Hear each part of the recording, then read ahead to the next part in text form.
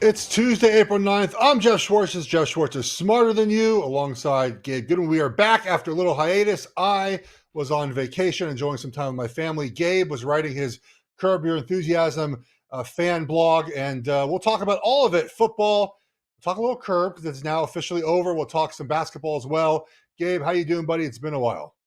I'm doing fine, thank you, Jeff. I observed your vacation, and the Yeah, question I have, I think, and probably people who watch this show follow you yeah. on social and have the same question: where do you get these outfits? Because it's a Oh, lot of fabric and it's a yeah, lot of beautifully yeah. constructed stuff. But you're a very big man. That doesn't seem like something you can go buy at the Gap. Okay, so the outfits I wear on the trip with my wife was like a month ago. The Hawaiian outfits, right? The top and bottom are Yeah, matching. yeah. Amazon, buddy, like $27, 3XL. Oh Get yeah, out of here. yeah. I'll send you guys the link. Just search big and tall Hawaiian like dress sets or whatever it was. Hawaiian. It's like $27. Got like a 3X. I get in the package. I get four of them. I put them in the suitcase. I get there. I iron it before I go to dinner. People love them. They think it's like the Yeah. weirdest thing of all time. And then when the other thing I wear on trips almost exclusively is the fishing shirt, right? Like the Columbia Oh yeah, fishing those are shirt. nice.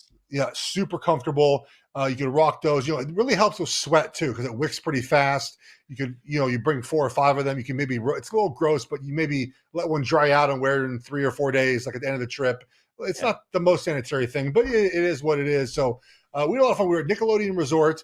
It's exactly what you expect it to be. Like it's a bunch of screaming kids on water slides for 5 hours that get sunburned. I mean, I don't know.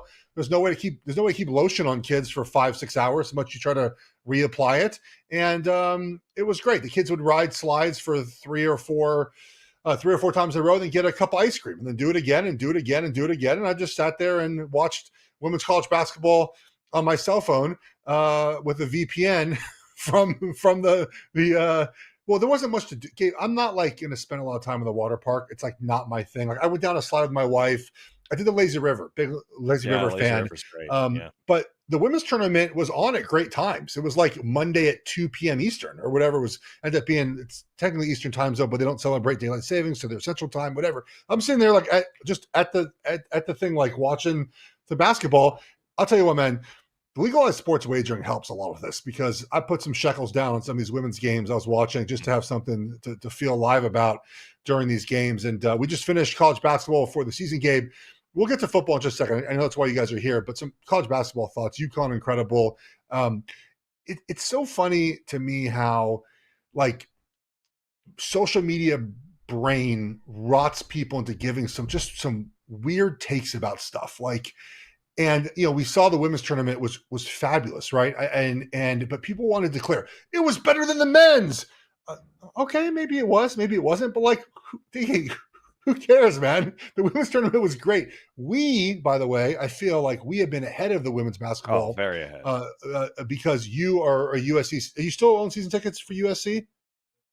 Football, You yeah. did. Not I went to several women's games, but Okay. I I don't thought own you had tickets. Okay, I thought you had I tickets, I I but went to a few home games. yeah, but because of my Pac-12 radio job and the Pac-12 has been so good at women's college basketball, Stanford won the championship in 2021, I believe, against Arizona. It's a sport that, Gabe, I didn't want to like. I'll be honest. Like I was one of those people that was probably like, it's too slow. It's not the men's game. There's no dunking. And then you start watching the high level basketball that I had to watch for my job, and it started with mostly Stanford and what Tara Vanderveer has done, and then it spread through the rest of the Pac-12. Plus, Oregon, by the way, was number one in the country when the pandemic happened with Sabrina and Ruthie and all the players they had, and like you start realizing it's some really good basketball. The high level women's college basketball is fantastic. It's funny that people that don't like it are the ones that are upset the NBA is not fundamental enough. And yet you're Right. like, go watch the women's game. Like everything that you want in basketball that you complain about. I don't want to watch a women's game because it's not, watch the women's game. It has everything you want.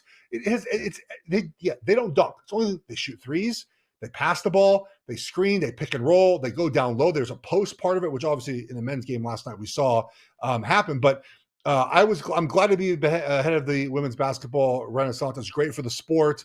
And I think it will continue post Caitlin Clark. I don't know if we'll get 20 million people to watch a national championship game again, like we had. But I think it's here to stay, man. Like I think people are in on women's college basketball now. I think so too. The short reason why my kids who are 6, your kids who are just a bit older, Yeah, I think we've never had a discussion about, guys, what if we watched women's basketball? It's just basketball. They've been to more women's games than men's games. yeah, They root for their favorite team. It happens to be women on the team. It's never been a discussion about how that's novel or different or something I wasn't into before. They just like it. So yeah, assuming the teams stay good, they'll just keep on watching it. And yeah, perhaps they'll grow up knowing as many women in college basketball as they know men in yeah. college basketball. We'll Hey, see. But and let's talk about the names in college football yeah, who are about to be in the NFL. Is that a nice segue? look at you, radio guy. I like it. It's professional Yeah. right there. Yeah, Yeah. All right. Listen. So all the fun takes, and this show is all about poking fun at some takes, or maybe actually giving some credit to yeah. good takes. A lot of the takes right now are like, you know what they're gonna do? They're gonna trade down. Well, how many teams are trading down, guys, and who's trading up? I don't think I can keep track of it all. The number one cool take is the Pats are Yeah, obviously going to trade down. They don't want to be at 3. They're going to get their quarterback later in the first. yeah. Maybe that's true, but like, how is this working, Geoff? Make sense of this take for me. Okay. Not everyone can trade down. So Bill Barnwell from ESPN has a thing he says about all pro teams or Pro Bowl teams. People complain about the teams. He says, if you complain to me about what I write or what was voted on, you have to tell me who replaces the person you want off the Right. team, right? So like if you say, well, I don't think Josh Allen should be there, then give me the quarterback that should be in for Josh Allen, right? Like, Right. so when I have a rule on my social media now at Geoff Schwartz, that if you say, I think X team is going to trade down, you have to tell me who's trading up and for who. Because yeah, every team should trade down. Like that is the ideal draft strategy. Trade back, get as many picks as you can, and do it every season. If you have the capability to trade back every year, Gabe, you should do it. Look what the Bears are about to do. They're going to get Caleb Williams and maybe the third best wideout, who might be the first wideout, depending on your board, plus DJ Moore last year, plus whatever, right last year. And they're loading this team up because they traded back last season. Like trading back is almost always a positive, but you have to have someone who's willing to trade up. And you look at New England at 3. They are probably the first candidate to trade back. I'm with everyone on that game. I agree with that idea because the Patriots have so many roster holes that I'm not sure getting a quarterback now is going to help them get to where they want to be. But I can make the counterpoint of like, you're not going to draft 3rd next season, right? You have Jacoby Brissett. You're going to have a better team. You might draft 10th next season, and you might have to package some picks and move back up to 3. But again, I don't see Drake May and Jaden Daniels or JJ McCarthy as guys that are guaranteed. I think Caleb Williams is going to be in the NFL. I think he's a good football player. I'd be shocked if he wasn't.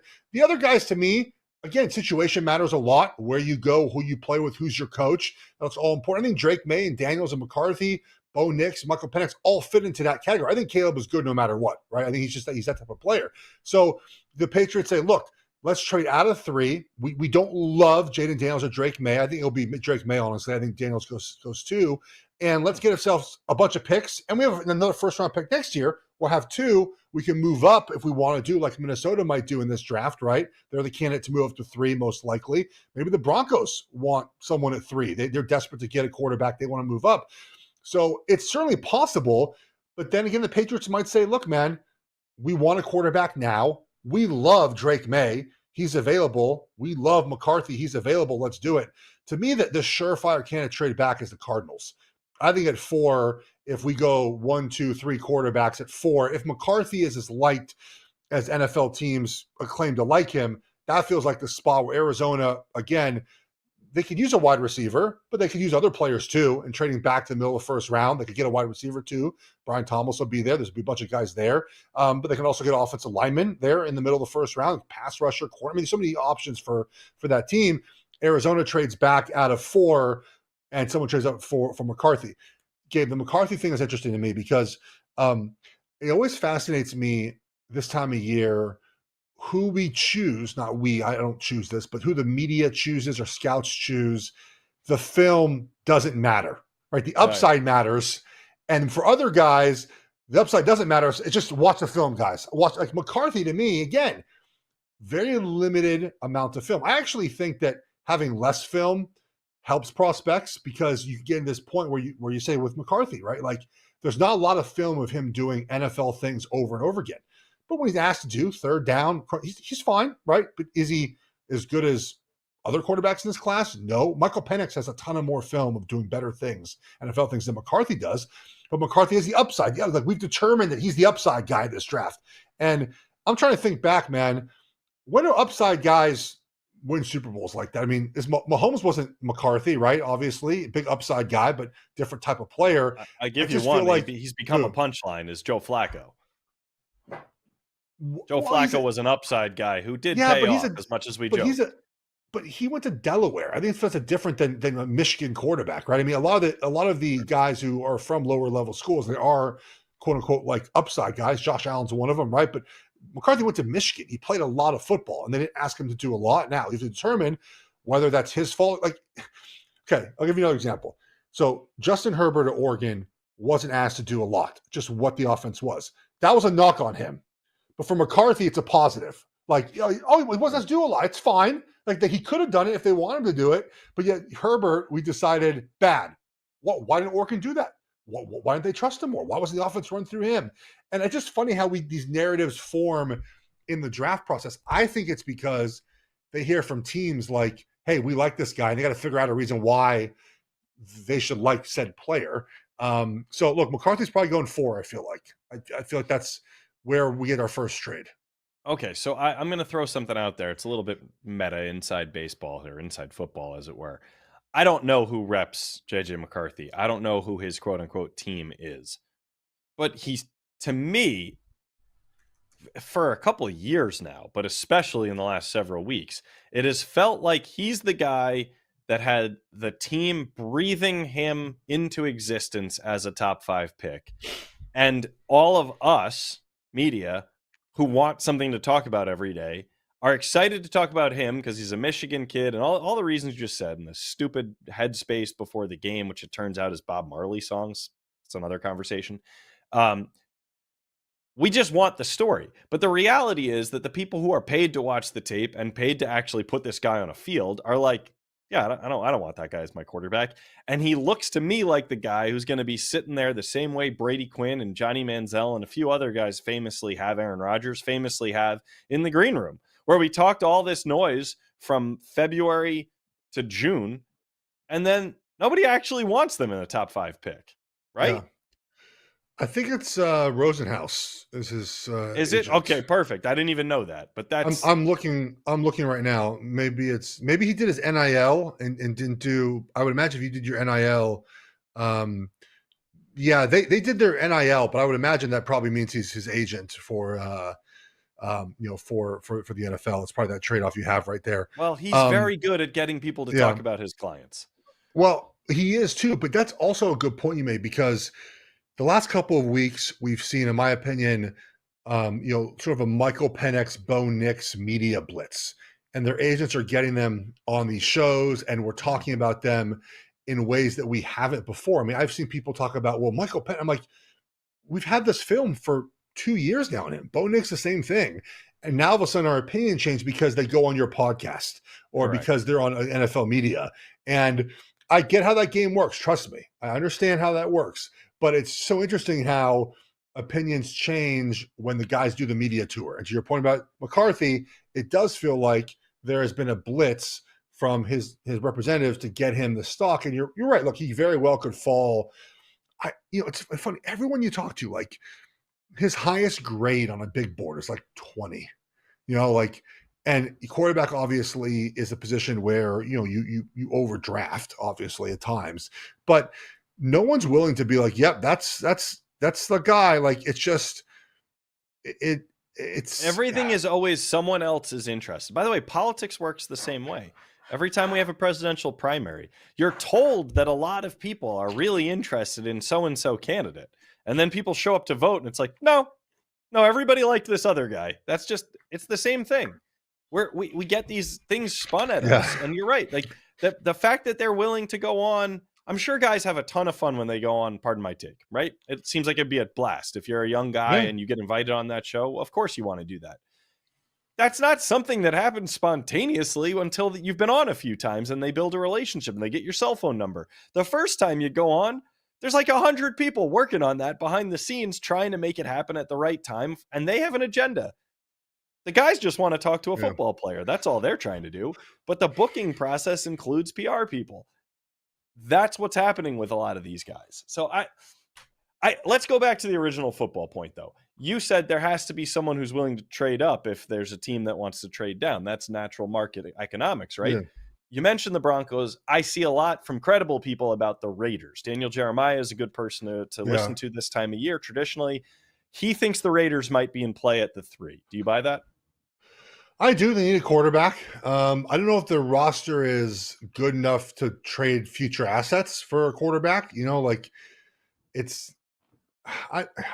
Mahomes to trade up went well, obviously. We know that. But the Chiefs had a very special situation where that ended up being a reason why it was good. But again, I'm please check me if you want anyone. But are teams trading up for quarterbacks, Gabe, like moving up 10 spots, 15, 20 spots, has that produced a lot of like franchise winning quarterbacks over? Like, I feel like if you're trading up to 3 or 4 for McCarthy or Drake May, you're given a lot of assets that you need to have in future years because your roster is not in the shape to beat the Chiefs, right? Like it's just, and now you're giving up a first round pick next year, second round pick this year, second round pick next year to move up to get Drake May and McCarthy. To me, the Raiders are in a prime spot for maybe a Michael Penix. They're right in the middle of that first round. Bo Nix, one of those two guys. I would take Michael Penix and just keep your assets for next year. That's the way I would do if I were the Raiders. So I've heard Daniel Jeremiah talk about them, but I haven't heard him talk about them in a trade-up situation. I've heard him say like, hey, at 13, I think they're 13. At 13, that would be a spot where they could get Michael Penix. All right, real quick then on that point. Mayo in New England, Pierce officially in Vegas. New coaches, do they have more say, less say, same amount of say in these picks? Being the new guy, like obviously it was Belichick's call because contractually it was his call. His responsibility was to make these picks. But the new coach presumably doesn't get a whole lot of say. He just is one voice in a room with the front office, right? Well, this is the fight coaches have when they get hired is what personnel control will they get? I am someone that believes in like a separation of power where you have the front office chooses players with, of course, the help of the coaching staff giving this guy. But you have to know, I remember when I was with the Lions, I was talking with the offensive line coach, and he said that like I give the front office my profile of what I like in offensive linemen. Like this is the guys I would draft because they fit what I want to do. They choose the players in the end, but there's a collaboration in the process, right? And especially as you get in lower rounds, Gabe, like the 7th round, they're going to call the offensive line coach. Hey man, who do you like of these guys? So if a head coach is choosing the quarterback over the front office, probably not great. But I think in collaboration, if they do it together, then that's the best way to do it, right? Like if you say, okay, Antonio Pierce, we're trading up for McCarthy, let's just say, or Drake May, and he goes, I don't like that guy. You shouldn't do it, But if he says to you, I want to trade up for Drake May, and the front office is like, got to think about the future, and then don't do it, right? Like you sort of have to be in that situation together and make it happen. So I don't think those guys are going to have. Like, I don't see Pierce or who'd you mention or Mayo having a ton of personnel control over the roster. I think that decision will be made jointly.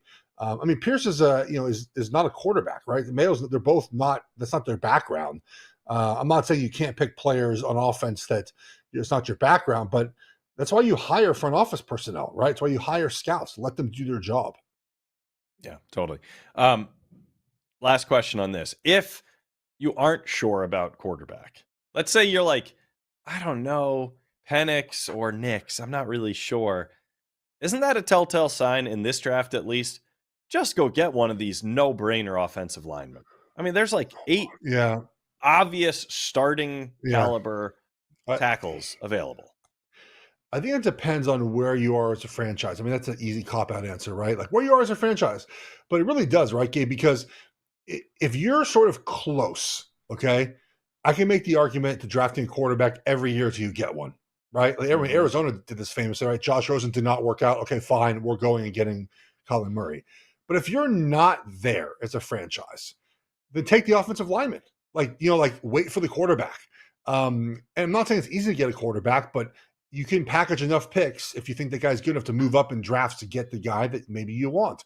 And so if you are wavering, like, I don't know, if you're the Broncos, like, I don't really know, maybe taking the best corner is better than taking Bo Nix at 12, right? Or an offensive lineman. I think that to your point, it's where you are as a roster. That's why I think New England, again, I'm not sure they trade out of 3. I'm not sure someone trades up to 3, but I think they would love to trade out of 3, man. They have so many holes, Gabe. Just go to the middle of the first round, get yourself an offensive lineman, and then use your second round pick on someone else to fill out your roster. And then you have 2 firsts next year, maybe another second next year. So no, I'm with you on that. If you don't love the guy and you're in a situation where you're not in a win now mode, you're not close to that, then just take the better player on your board, which is, the idea of the best pick available, right? Take best player available.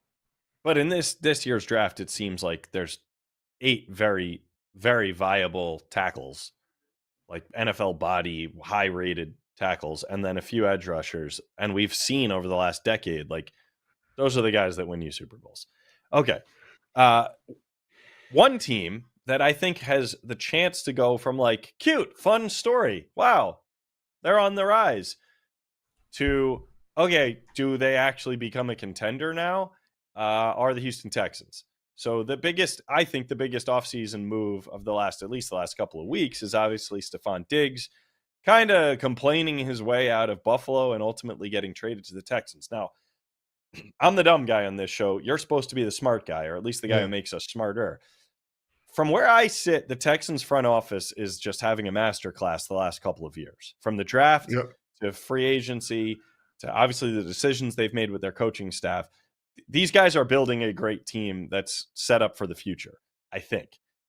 How did they school the Bills? Or is this just the Bills had no leverage because Diggs wanted out?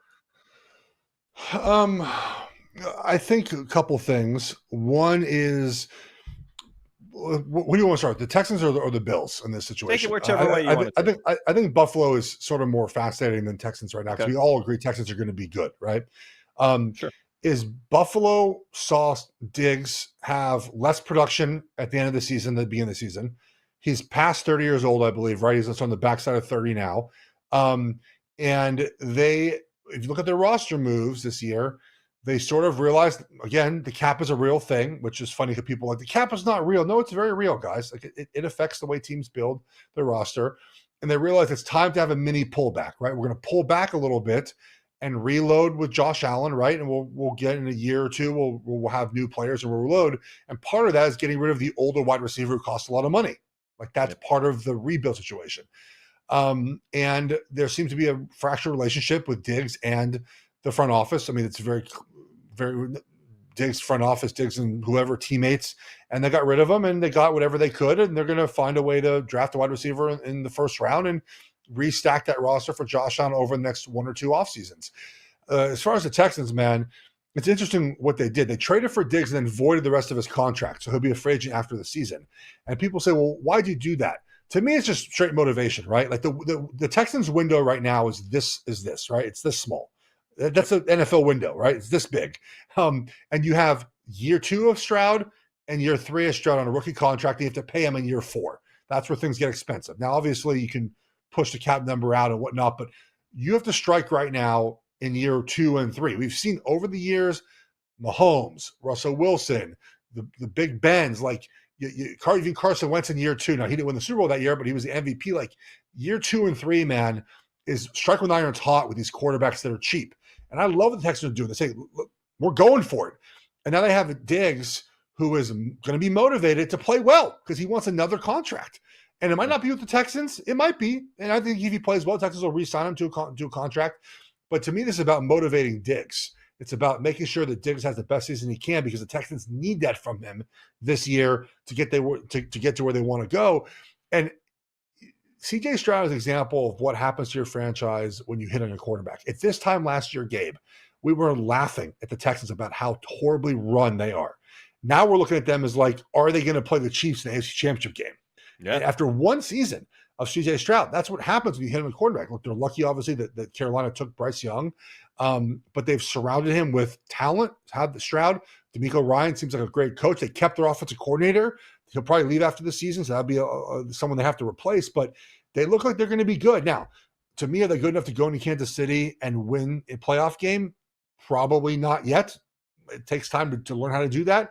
But they're good enough to get to that game, Gabe. They're good enough to get to that game in Kansas City, the last weekend in January. So I'm excited to see them play this year. I'll just say this for a gambling perspective. I wouldn't take any of their futures right now. Just like the price is not good enough. Everyone's on the Texans right now. Like lay off of those futures. Maybe find a better price at some point. But they're going to be good in a division where you have Anthony Richardson coming back off an injury. What are the Jacksonville Jaguars right now? The Texans have, Titans, I should say, really don't have a solidified quarterback. So I like what Houston did, man. Just they're going for it.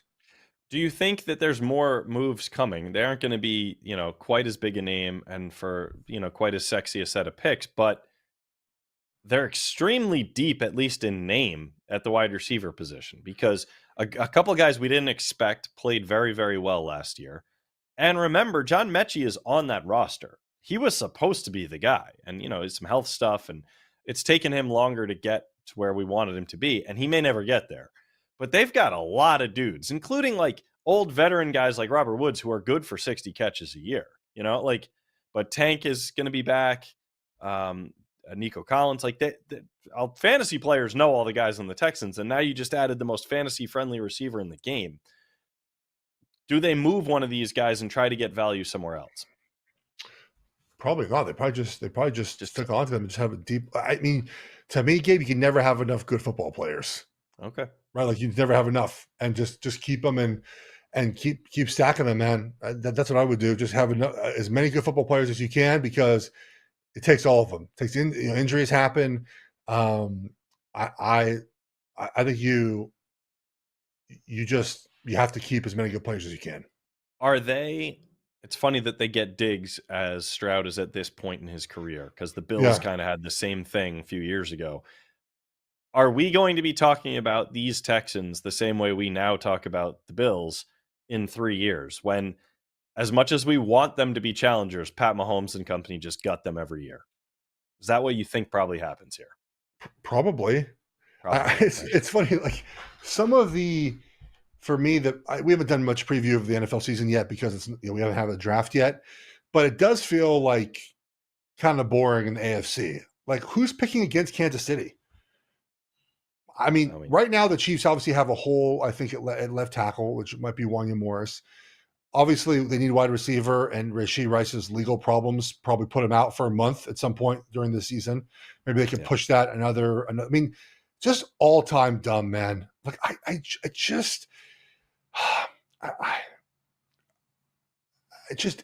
it blows my mind, man. Like you have this short window as an NFL player to maximize your talents, Gabe. Think about it in your lifespan. I played 8 years. That's it.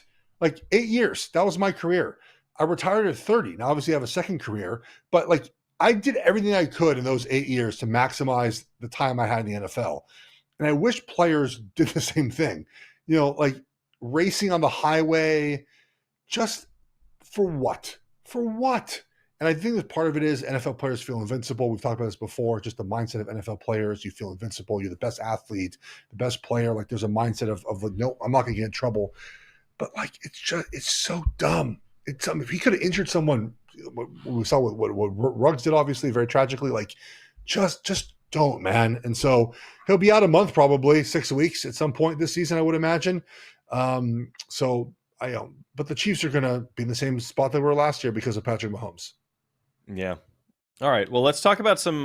We'll do a whole mock draft soon. We keep talking about that. We all love doing that.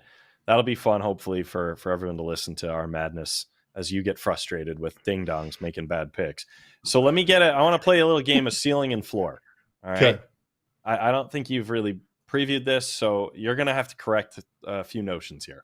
Brock Bowers, to me, the most exciting playmaker in this draft, just from what I've seen of him in college and the way that the NFL has trended thanks to Travis Kelce. So I'm going to say Brock Bowers' ceiling unlikely, but his ceiling is Travis Kelce. He might be that good one day. Athletically, he looks like he could do it. He's got the body. He comes from a great program. The floor, I'm going to say, is like Tyler Higbee. One of these guys you're like, yeah, I think he's pretty good. In the right offense, he can get you some numbers, but he's not the number one option.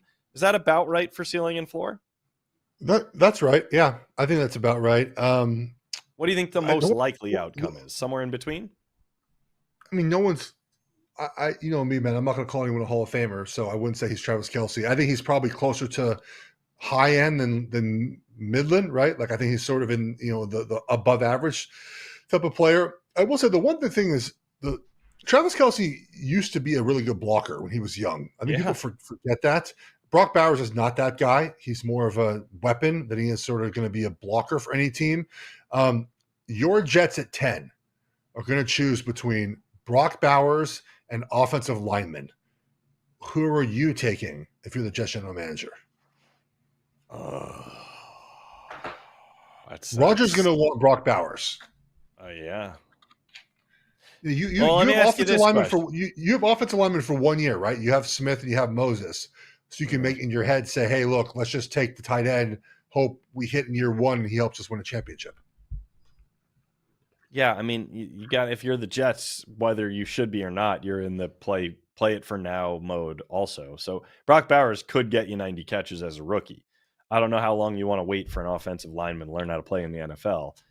I think you probably go with Bowers, but it's not actually the right call because the Jets aren't actually going anywhere because they're a stupid franchise who can't win. And I don't even believe the quarterback's going to play, but whatever. Okay, let me ask you this. Marvin Harrison Jr., another really exciting playmaker. I'm going ceiling. You might even debate me on the ceiling. I'm going ceiling Mike Evans, which is a damn high ceiling in my book. Floor, Mike Evans is... Well, you go higher maybe. Floor is more like Mike Williams, like a pretty athletic, big body, good receiver, but maybe not anybody's number one. Yeah, Mike Williams is not the same type of player as him. Well, okay. So that's why you're here to make me smart. Marvin Harrison is just a better athlete, I think. Mike Evans would be a good comp for him. Mike Evans can be one of those guys where you're like, oh, he's in the Hall of Fame. Like he's going to be like, he's like easily a Hall of Famer. I think people don't understand. He's had he retired right now. He's a first ballot Hall of Famer. Well, no, it's not a first ballot. We have to stop with the first ballot. No, he is. I don't think he is. He's not. He's never not had a 1,000-yard season. He has a Super Bowl ring. Dude, he has insane stats. Do you know there's I looked this up, like first ballot Hall of Famers, there's like 60 in NFL history. It's not a thing that happens quite often. People, it takes some time to get into the NFL Hall of Fame. So he will be a Hall of Famer. How much time he needs. There's not a lot of first ballot Hall of Famers. There's not 89 of 300 and 75 ish. They're the last wide receivers who are first ballot. Marvin Harrison. No, Randy Moss? I think it was here. I'll look it up right here. I think it was here we go. First ballot Hall of Famers: Calvin Johnson, Randy Moss, Jerry Rice. Steve Largent. So that's 1995. That's a long. It's only 4 in the last. Mike Evans compares favorably to Calvin Johnson. I'm not saying he was better than Calvin Johnson. Compares favorably because these voters are obsessed with the rings, and he's got one. He's also played with, for the most part, crap quarterbacks and still put up numbers. Calvin Johnson had Matt Stafford his whole career. So there's a thing about that's interesting. They have this thing called a legend score, which I think Pro Football Reference has it. Where's Mike Evans at? It's kind of weird. I don't even know. It's not even like on this list. It's kind of weird. He should be very high on this list. Look, I think he's obviously incredible, but I don't know if he's a first ballot. But this is a done. Let's move on. Okay, great. I triggered you. If I get a let's move on from Geoff, I've done my job. Roma Dunze. I'm going to go. I don't have any idea if these are the right comps as far as playing style, but here's where I'm going with ceiling floor. CeeDee Lamb ceiling. Great. Arguably best receiver in the game. Obviously headed for a very nice career. Floor, Gabe Davis, like, sure, that guy's kind of good, I guess. I don't. Every now and then he has a great game, but like, I don't know if I see the consistency. I think Rome's going to be incredible in the NFL. All right. He's so.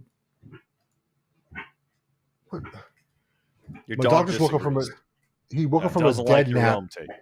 Yeah. He woke up from a nap to just throw up on my carpet in my office. He hates the Roma Dunze take. Buddy, He literally go back puked to, from your Roma Dunze take. go back to sleep, please. I would. Oh, jeez. You got to get that foamy carpet stuff now. No, I have a carpet cleaner. It's a tiny bit of. He's just gonna lick it up and move it along. Oh, jeez, buddy, what are we doing? Fo, just stop. Hey, stop. Just lay back. Go back to bed. He was dead asleep, Gabe. I'm telling Lay you, back down. you didn't like what you said about Rome. What do you I try to think get Roma this Dunze back on track here? Or I think Roma Dunze is going to be real. gross. I think Roma Dunze is going to be really good. I think it's going to be fantastic. All right. Well, then let's get to the next one. 2 LSU wide receivers, both of whom, sure, I'm sure they're great players. They did have a Heisman winner throwing them the ball. I think people are going to get a little bit over their skis here and start to make the, Justin Jefferson comps and forget the fact that Justin Jefferson was no sure thing. Most people didn't even think he was, one of the top receivers that year. Famously, a couple guys went ahead of him that shouldn't have. Are we sure we know where the ceiling and floor is for LSU wide receivers now, or did Justin Jefferson just blow it all up? Well, Jefferson wasn't the first guy taken, right? Wasn't he like famously taken like 4th in his draft? There's a bunch of wide receivers went ahead of him, and Jalen Reagor always eats crap because he was right before him. But Neighbors and Thomas, those are the guys. Do we believe in them? I think so. Wide receivers, again, it's so trait based, right? Like these guys have these incredible traits. They can run. They play in these not advanced college offenses, but they do so much more now than they used to, right? Like there's just so much more film of the players running NFL route concepts and running, against, especially in the SEC, playing against defenders you're going to see in the NFL. I think they're both going to be good. Most of the bust tend to be guys, I'm sure I'll be corrected by someone on this, like that just are fast, but we don't see production in college. Like, it's just like, well, they can maybe do the NFL. And you're like, yeah, but where's it? These wide receivers have production in college. Like we've seen them have success at doing the job in college. And so that's why I think this year's class is just, there's not a lot of guys that are like, well, they're really fast. We don't have the film on them, but they can be good if they get in the right place. Like we have guys that have a lot of good film. No, there are a couple guys from Texas who fall into that category. Sorry, Hank. But Hank, here comes some good news. I like a couple suggestions you made here. We'll do these ones real quickly. Oregon Center, JPJ, stealing, Jason Kelsey, Hall floor, of Fame. No. Tyler Linderbaum, my guy. The best, the Hall of Famer and the best young center in the NFL. He's built more like Creed Humphrey though. That's how he's built, rather than like Linderbaum or He's Kelsey. Got that same beard as Creed, or the regular beard? No beard. Speaking of Kelsey, man, guys just living the dream. The WrestleMania appearance. I'm not a wrestling guy. I don't know if you have. I don't have time to watch wrestling. It's not like I'm anti-wrestling, but WrestleMania looked fun, buddy. I'll tell you that. When the video of the Undertaker coming back, good childhood memories. They threw everything at it this year. It looked like a ton of fun. I also didn't have Except time. Stone Cold. Watching other stuff. We need Stone Cold to show up next time. Well, they got the Rock back. Maybe he's next. If the glass would have broken, and he would have rode on he can't. I don't know how much running he can do nowadays, but riding in like an ATV, would have been great. I've been sucked back in. He's got a brewery right down the road here from our little studio. He does? Might bump into him one day. Yeah, come visit next time we come. The taco place we took you to, instead of turning right, turn left. There's Stone Cold's Brewery. Wow, a brewery in California. I didn't think that would be his style. Hard to believe. All right, quick one here. I don't even know how to say this guy's name. Matt Goncalves, Pitt, ceiling, Geoff Schwartz, floor, Geoff Schwartz. Yeah. So Like it? Lance Zierlein of NFL.com comped him to me and called him a beefy lineman. So that's now on my profile on social media. I'm a beefy lineman. So good for Matt. You have a long, illustrious career. Hopefully, you break your ankle less times than I did. But I think it's the first time I've had. I think Calvin Throckmorton was the other guy comped to me, former Oregon kid. That I thought was a good comp. I think Matt's a little bit more athletic than I was. So, but yeah, man, 7th round pick, got to unite. All right. Well, we'll root for him late in the draft. Let's do a quick over/under game here just to cover a few things that aren't directly tied to football, but I'll start with an easy football one. QB's taken in the first round, over/under 5.5. We touched on this earlier. What do you decide on? So the actual line I think is 4.5, and it's like juiced to minus 200, 250 to the over. Making it harder for you. Put one more in the first round. I would take the under, but this will be, I think it's 5. I think actually Michael Penix goes in the first round and Bo Nix might not. Okay. I like Penix a lot. I said last night, this will get us to a couple other topics. I said that Penix is Edie. Edie is Penix. People are overthinking this and trying to sound cool. It's right there in front of you. The guy's very good. Just take him. Whatever. Trades in the first 5 picks, 0.5, over/under. Trades in the first 5 picks. I would say over. I think there's one trade in the first 5 picks. All right, great. That'll be fun.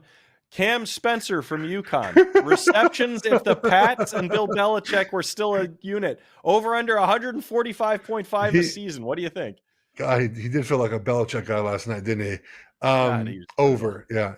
Yeah. He played well, man. Good. He was probably second in line for MVP last night, but behind Newton. So he played really well. Yeah. I don't understand something. Why is it that this happens every March? We identify a guy like that. Everyone agrees he's great. He's doing the job. Like he could be the tourney MVP, whatever. And then nobody learns a lesson and just plays that way. Well, imagine if you were actually more athletic and bigger and could jump higher, like could do all the things he can't do, and you just tried that hard. Imagine how damn good you'd be at basketball. Yeah. I mean, look, it's same as I think in college football sometimes. There's just some guys that are just better in college than the NBA. It's just sort of the way. It doesn't make them worse college basketball players, but it's just the way it is sometimes with these guys. Great segue. Zach Edey. Points per game in the NBA next season. Over/under 14.5. I would say under for his first year in the NBA. But doesn't he have a role in the NBA? I don't know why people dismiss his role in the NBA. He'll just learn how to shoot better. He won't back to the basket as much. He'll just go to the wing and take a 15-foot shot, which is not much of the NBA now. But he's 7'4" and can move fairly well. He'll have a spot in the NBA for 10 to 12 years. I was watching. I went to a Hornets game the other day, and there was a player that just made a weird looking three, and I was like, oh, who's this guy? He's been in the NBA like 8 years. Never heard of him my entire life. You can play in the NBA forever if you're just a decent basketball player. Zach Edey will play in the NBA for a long time. He doesn't move like these goofy looking 7'4" guys of the past. Correct. He moves like an actual athlete. He likes to use his body. He has post moves. The fact that like at moments he looked pretty well contained. Yeah, that Klingon guy is also 7 feet tall, and he worked his ass off trying to defend him.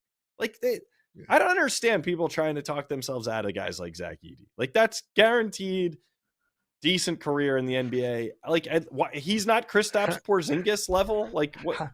How many people last night watching that game were like, he won't work in the NBA, guys? Like how many dudes are watching that game just having a debate? I'm on a text thread with at least one person was like, he stinks. Like, what are you talking about? Averages 25 a game. He's 7'4". He doesn't have major injuries. He's been the best player in college basketball 2 years in a row.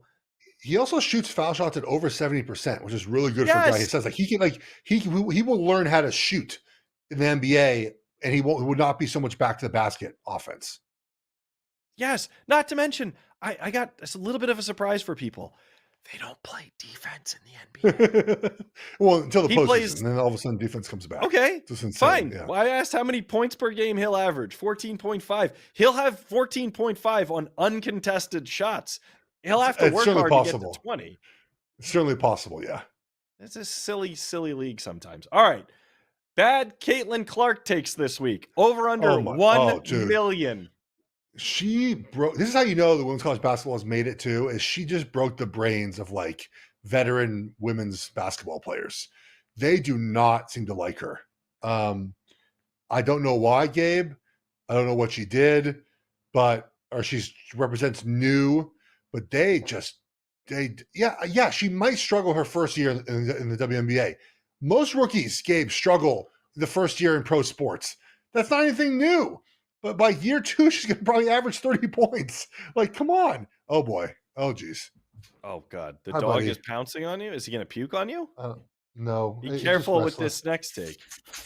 By the way, your dog looks like a past character in the show I want to talk about. Have you caught up? Have you seen the Curb Your Enthusiasm finale? No, but I have realized the more I watch Curb, the more I'm just Larry David, like at 37 years old. Like, disgruntled, that's me. Like, just like it just is. And my takes, like my solar clip takes, like I'm just Larry David. What did you just say? Your what takes? I talked about this yesterday on our call. The solar eclipse. Like, I walked outside. I was like, oh, okay. It's a tad bit darker than it should be. Cool. And just went back inside and had finish the rest of my day.